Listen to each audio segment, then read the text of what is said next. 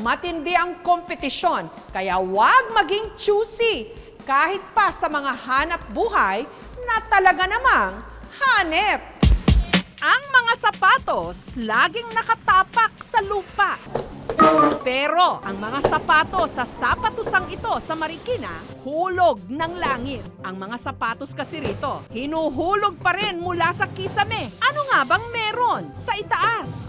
117-27. Ang siste, ipipage ng sales clerk sa ibaba ang size at style ng kailangang sapatos. Nakaabang naman si Johnny, ang stock clerk, sa butas ng kisame para sa order. Ang kisame, ikalawang palapag na puno ng mga sapatos. Kukuha ko po yung stock number, yung kulay, tsaka yung size. Tsaka diretso po ako dito sa loob para hanapin yung... Dahil libo-libong mga sapatos ang nasa stockroom, si Johnny kailangan may excellent photographic memory. Kabisado ang code at number ng mga sapatos. 105-51 ulit, size 8, oh. Dati-rate, ibinabato nila ang mga sapatos sa ibaba. Pero para hindi ma-damage ang mga bagong sapatos, itinatali na nila ito pababa. Sa kabutihang palad, wala pa rin naman daw customer na nabagsakan sa ulo.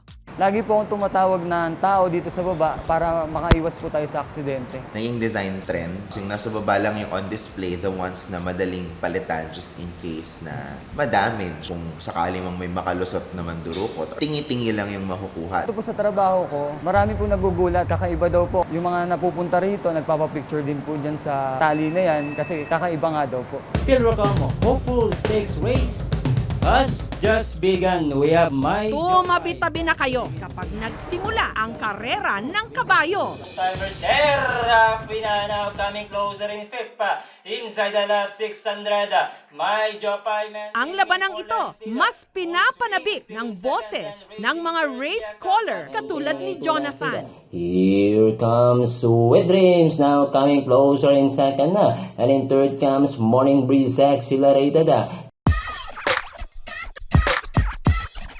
Nakapwesto siya sa parang radio booth kung saan kita ang buong racetrack. At para hindi magkamali sa pagtawag sa pangalan ng mga kabayo at hinete, Nagbabinocular po ako para ulit-ulitin ko po para hindi ma-refresh yung utak ko na mawala po agad. Inside the last 450, my...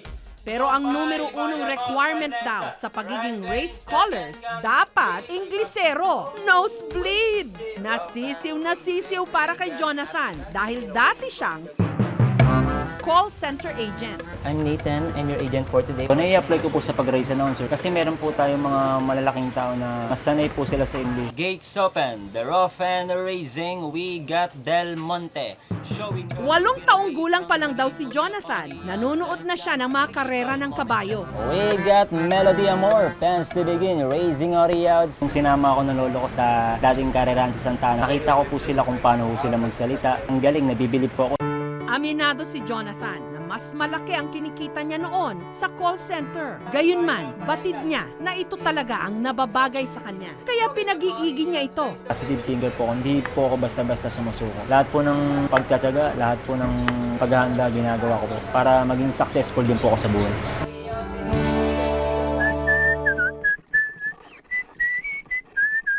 Sa bayan naman ng Bombon sa Camarines Sur, kapag narinig na ang sipol na ito, kanya-kanya ng labas ng patalim ang mga tao. Pero wala po ritong away ha.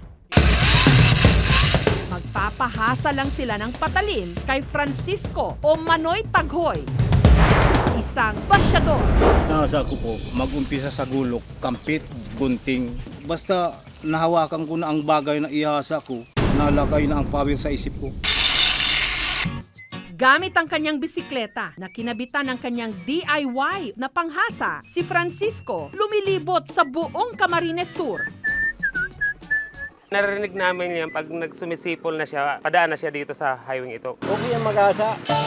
Ang panghasa ni Francisco, konektado sa kanyang bisikleta. May 2 bilog ito na hasaan na nakakabit sa kadena. Mano-mano niyang ipipedal ito para umikot ang hasaan at saka ilalapat dito ang mga hahasain. Sa mali ang pagkasa, masakit sa ulo yun. Bibili silang bago. Ngunit pag ako'y dumaan, na nasa ako yung nasira, panay ipinapasa lahat sa akin. Ako ang nakakaroon ng maraming trabaho.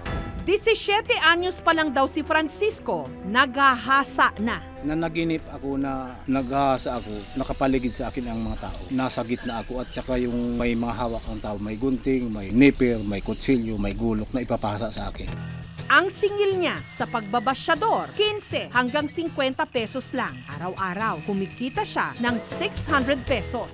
Wala kaming basyado, hindi makakapagtipid yung mga dressmaking, tailoring, barbers dahil bibili sila ng bago. Ito talagang trabaho, ito mahirap ito. Konsentrasyon at saka isip ang gumagana dito. Ang mga nanay namang ito sa Tondo, kahit walang patalim, hindi raw makakalapit sa kanila ang mga aswang. Tigabalat kasi sila ng bawang. Ito lang naman yung common na trabaho na kayang ng mga babae sa bahay mo. Ang mga nabalatan nilang bawang, ibinibenta sa mga meat shop at fast food chain. Depende sa deliver nila kung kailan meron silang order. Tsaka rin kami nagkakaroon ng kita. Sa pagbabalat, gumagamit sila ng cutter. 100 pesos ang kita kada sako. Mga baon na anak ko, 5 yung estudyante ko, 20 araw-araw. At isa katulong na rin. At para hindi kumapit ang amoy ng bawang sa kanilang mga daliri, fabric detergent daw ang ipinanghuhugas nila. Pag ako nagbabalat ng bawang, pinakakalaban ko yung likod tsaka yung kamay. Kasi once na matapos ka magbalat ng bawang, tsaka mo mararamdaman yung hapdi sa kamay, tsaka yung sakit. Kung ang hanap mo, racket, kung saan makakakain ka na, kikita pa. Heto ang para sa'yo. Ang kinahihiligan ngayon ng ilang YouTuber sa Pilipinas, ang mukbang. Kailangan mo lang videohan ang sarili na umuubos ng sangkatutak na pagkain. Katulad ng ginagawa ng vlogger na si Faye. Mula street food, seafood at iba't ibang fast food, ginawan na niya ng mukbang video. Iisip po kasi ako ng bagong content na pwede kong i-produce sa aking YouTube channel. Napansin ko po na halos karamihan ng nire-request ng viewers ko ay gumawa naman daw po ako ng mukbang videos. Nakakatulong yon sa may mga eating disorders at nakaka-satisfy at nakaka-entertain sa mga manonood. Na meron ng mahigit 100,000 views. Kaya naman kada buwan, kumikita si Faye ng 50,000 pesos. Kahit panay ang kain ni Faye, hindi siya tumataba. It's not fair! Dahil full scholar naman ako at wala namang binabayaran yung parents ko sa school, yung kinikita ko sa pagmumukbang ay iniipon ko para sa aking future. Walang trabahong madali. Lahat mahirap. Pero mas mahirap ang walang trabaho. Kaya huwag maging choosy.